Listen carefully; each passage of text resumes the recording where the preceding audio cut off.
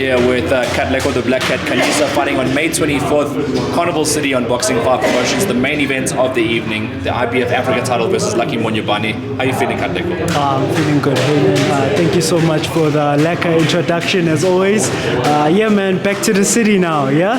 Yeah. Yeah, it's big things. Boxing 5 is doing the most. I'm proud to be the actual, we can say the golden child, because been with him ever since I joined him in 2019. A lot of things are happening, so yeah, the boy is becoming a man. Belt, I mean, this is it, and this fight's been talked about for the last 12 months. Yourself and Lucky Monyebane, it's finally over the line. You guys get to settle your differences. How are you feeling confidence-wise going into this one? Oh man, very, very confident. It's the fight we've always wanted, you know? Like since he said in the previous interview about two bulls in the same kraal, and I was telling him that I'm the black cat, so I don't know what bull is he out here talking about. But yeah, man, it was bound to happen. It's a great thing that it's been happening, and the build-up has been good, if I can say so myself. So yeah, I'm glad that we're at this point now. We get to determine who's the best in the super featherweight division here in SA. Of course, before this interview, Lucky Monyebane was the first to do an interview between the two of you. He had mentioned that he was becoming the Jaguar for this fight. What's your take on that? To me, that now just sounds like as if he's accepting defeat and wants to be like me, because everybody knows I'm the Black Cat. The Black Cat logo is a Black Panther, aka a Jaguar, a Black Jaguar. So maybe he's trying to say that, I want to be like you, man, you know? This is but it's a stylistically interesting matchup, right? I mean, I likened it on paper to a chess match. I said that in his interview as well, He thinks that something completely different is coming. On your end, have you prepared something completely different for him? Yeah, of course. One thing I've always been saying is that there's been lack of footage or knowledge with most of the fighters that I've been fighting, but now it's a level playing field, you know what I mean? I've been looking at the fights that he's been at, assessing a lot of his changes, which I see lack of. I haven't seen much changes from his side, so I feel like he's been very complacent and he's going to be in trouble if he's going to be the same Lucky that he's been all these years. And if you know the Black Cat, the Black Cat has been evolving, it's been changing, still going to be evolving. The spots, no spots is the same spots on the Black Cat. So always when you come into the fight, interestingly enough, it's whether you're going to turn southpaw, whether you're going to go orthodox. Is it a surprise for this fight? Who knows? You just know with the Black Cat, it's something that you're not expecting. But for the past fights, everybody saw that I was predominantly orthodox, and it was never a secret that it was because of my hand. But now the confidence is back. You've also noticed and mentioned in the previous fight that the famous uppercut is now back. So yeah, the confidence is now back, and I'm developing more into the fighter that I naturally am, but I'm not going to lose the southpaw because it was working and it's still in development. So yeah. Let's talk about Coach Wusi as well. He was in the corner of Magubane in your last fight, obviously analysing and assessing his routes to victory for you, knowing Lucky was going to be the next fight. What's your thoughts on that? Man, I don't think he actually got anything out of that fight. If anything, it was a bad idea for them putting him there, because now Magubane had no solution for me. He was a tough fighter, but he just had no response, and the fact that Wusi couldn't give him any intel on that just predicts that Lucky's also going to be in the same type of situation when we're in there. So I'm not putting any disrespect to anyone, but I'm just saying that with the Black Cats, it's always going to be a challenge. Never just get there and think I'm going to be complacent. I'm always a jigsaw puzzle. I'm never the same person every time you see me. Going from one Lucky to the other, Lucky Mokoena wasn't in your corner in the last fight. He is going to be this time around. 100%. Is that also a confidence booster for you? Of course, especially with the work that we've been putting on. The development, man, the work that we've been putting, it's been great. We've been solidifying a whole lot. For those who've been following and seeing, I've seen the change in my style, seen the confidence in what Lucky has now brought into my style and what we are building together. So definitely there's always been confidence. Whether he wasn't there, whether he is there, he's always there cooking in the background, always there making sure that I'm prepared for everything. Of course, obviously expecting a great fight altogether with the IBF Africa on the line. 100%. Did you ever think in your whole life that Lorato Lightside Glumini would be on your undercard? Man, I was actually about to say that.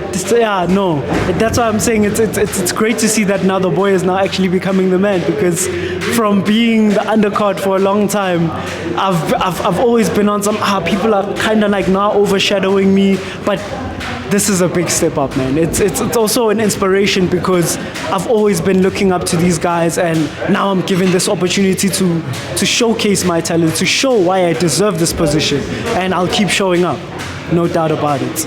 Of course, you won the karting title in the past, but I think when you're talking about major world sanctioning bodies like the IBF, it's sort of a different sort of motivation. Of course, Hayden. I mean, it is the destination on the journey at the end of the day.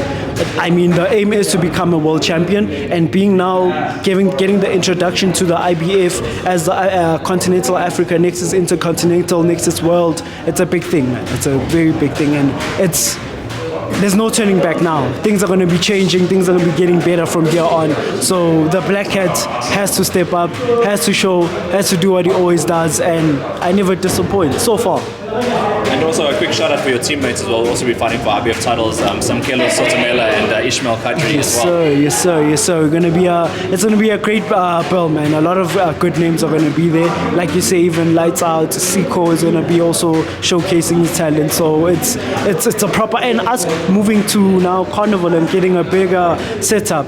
You know, I never thought that I'd actually be the type of a person who actually brings crowds, but now we saw from the previous one that I was actually the crowd puller, and we know Lucky is the type of person who actually brings buses to his venue, so it's going to be a huge showdown. It's a huge people are going to be split to deciding whether to sing that song or this song or what's going on, so it's an exciting one. It's an exciting event. Do you want to make some fans in Dikebo Village? Come again? Do you want to make some fans in Dikebo Village? Of course. Some Pretorians are going to change now and become Josie people, so yeah. Kral, Zogalang, Mitangkan Kale. And of course, you keep winning. You know, you're undefeated young fighter. Do you think this will be the hardest fight of your career? The hardest is still yet to come, but hardest to this point. Oh yes, to this point, of course. With like we say, stylistically, challenge-wise, he's a very experienced fighter. We're not taking anything away from him, but we are well prepared. We know what to expect. We have the abilities and the capabilities to beat him. But definitely, it's going to be a tough one. It's going to be a fight to remember. It's going to show why it is actually the main event of the night. All right, so we're all looking forward to this one. I think Boxing 5 Promotions happy and excited to be putting it on. At the end of the day, it's going to be a massive show at Carnival City as well. Hopefully sell out all the tickets. I heard from promoter Larry Wayne, ticket sales are going really well so far. We're anticipating a really big crowd. Yeah. I mean, I've already solidified a good, I think 80 to 100. So you gotta make sure. Maybe you gotta bring 2 buses this time around. I'm sure he will. They haven't officially announced his side yet, so I don't think his side's bought tickets yet. So that's going to add even more anticipation to the start. But yeah, Kat, do you have a message for Lucky before you step in the ring with him? Lucky, man, I trust you know what's going to be happening on the night. Bring your A game. I don't know if your coach has accumulated any information from the previous fights, but you know what you have to do in there. As for you saying that you're the Jaguar, my man, this peanut butter is going to be allergic to you. Just make sure you are wearing brown when you show up that night, because I might probably wear red so that you don't see me bleed. You're gonna wear brown, I don't know. You can just finish that off on yourself. But other than that, all the best, brother. And thank you so much for everyone who's already purchased tickets. Shout out to Boxing 5 for being there in my corner, always making sure that I'm active. Now my dreams are being fulfilled slowly but surely, fighting for the Africa Continental. So shout out to my sponsors, Resultant Finance. They'll be there. You'll hear them on the night. Shout out to the Infal Twins, always backing me. Noma Ranjani, No Doubt Promotions. My coach, Lucky. You, Hayden, SA Boxing Tour, keeping us out there, keeping us well known. And for everyone who's going to be showing up to Carnival, whole of East Rand, show up. Stand up for your boy. He's not going to disappoint all day, every day. 24th of May. We got it.